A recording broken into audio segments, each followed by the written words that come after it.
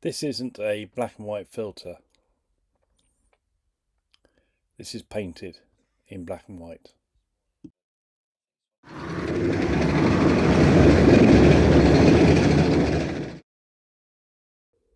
Hi everyone and welcome back to the channel. And if you're new here, it's really good to have you with us. This episode I thought we'd concentrate on painting the figures that are going to go with Monty's Caravan. So there's my figure of Monty. If you haven't seen how I make these figures and the tools that I use, then I will put a link at the top. But they are 3D printed and made using AI. So here are the colours that I would normally use to paint a face, but obviously you can't use them. So the equivalents I'm going to use are those two, basalt grey and pale grey. And the process is pretty similar to painting a coloured face. So I'll base coat everything in basalt grey.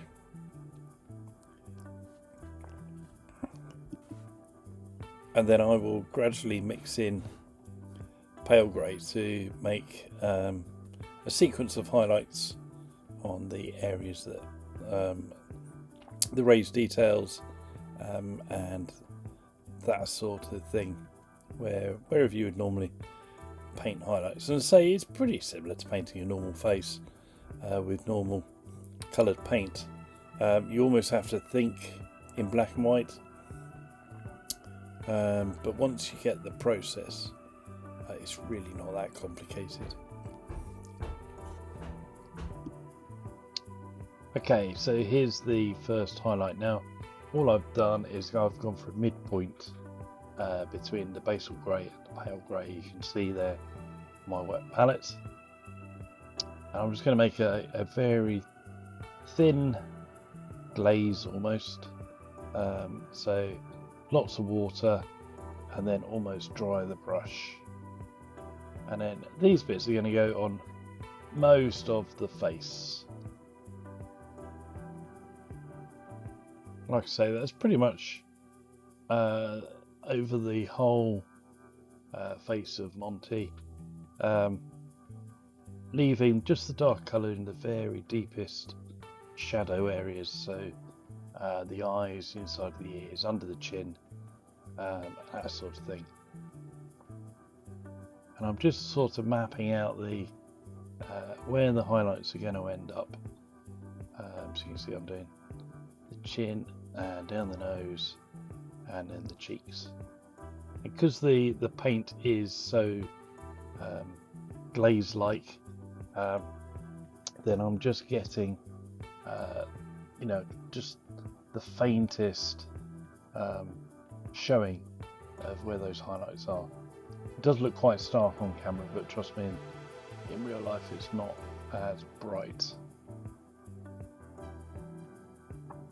Okay, so the extreme highlights now, so this is just the pale grey, and this is going to go obviously on the highest raised surfaces, or the most prominent protruding parts.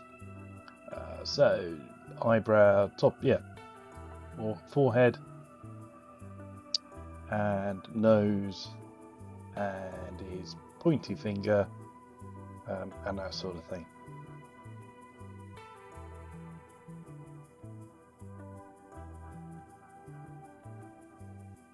You see I'm using quite a fine brush here. This is a 4-0 with a nice point on it, and I'm just picking out say the extreme highlights of the face, always being in mind where I think the light's going to come in. So it's going to be tip of the nose, chin, and then on the hand as well. And that's pretty much the flesh done. As I say, it's just the same as painting with normal flesh paints. It's down to your eye to pick the value rather than the colour. Okay, let's move on to his clothing.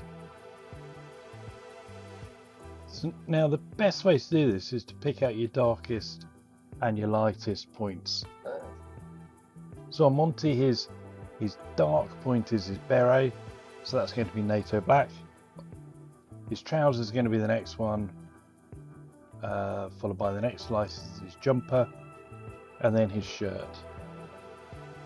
And then the lightest one will be his puttees that he's wearing, which is going to be the pale grey. And then you basically mix paints into those values and paint them as you would a normal figure.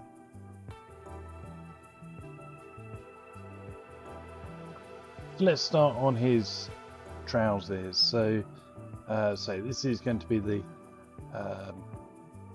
probably the second darkest value of his clothing, first one being the beret. And just giving it a nice good coat, and then we will highlight it as you would normally.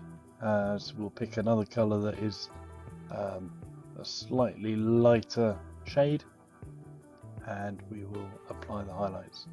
But for now, let's just paint the base layer and get this painted.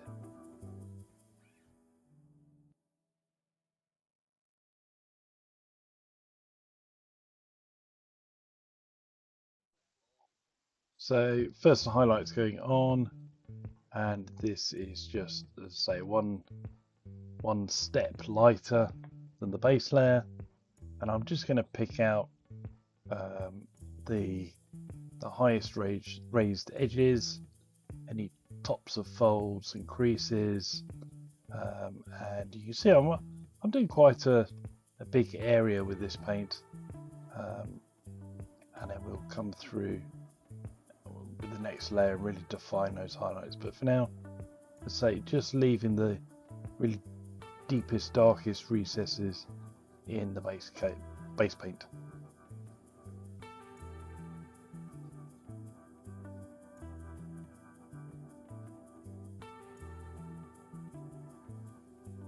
So here's the extreme highlights going on now.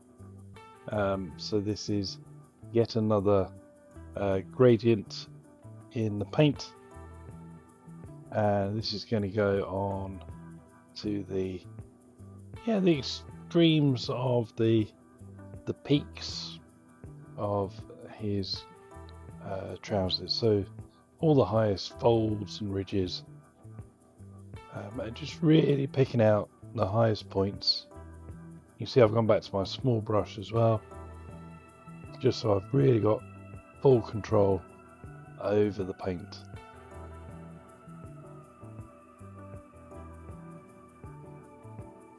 Now, if anyone would like to own this Monty figure, the files will be available on my Culps 3D site, and I will have some of the figures available on my Etsy site if you are resident in the UK. It's easy for me to post then. So if you do want him or any of my figures, then do have a look. Now I'm hoping that the kit I'm working on at the moment, Monty's Caravan, I'm going to have, I think it's a total of 10 figures, so it's going to be the most number of figures I've ever painted for a diorama, and I hope it turns out to be a really interesting piece. Anyway, nearly done with this colour now. So what do you think, guys? Is this something you'd try? Do you think I've cracked it? I'd really be interested to know what you think. So please drop me a comment down below. And if you've enjoyed this video, then please like and consider subscribing as well. That really help this channel grow. And I've got some really interesting ideas coming up.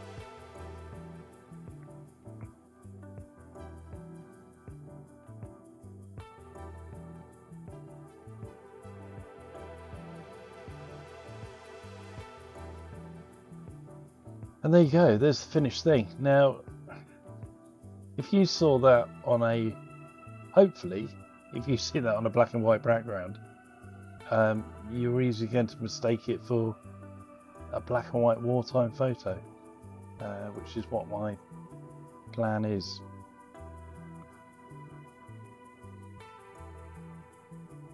Anyway, there you go. Thanks for watching, and hopefully I'll see you again soon. Bye for now. Bye.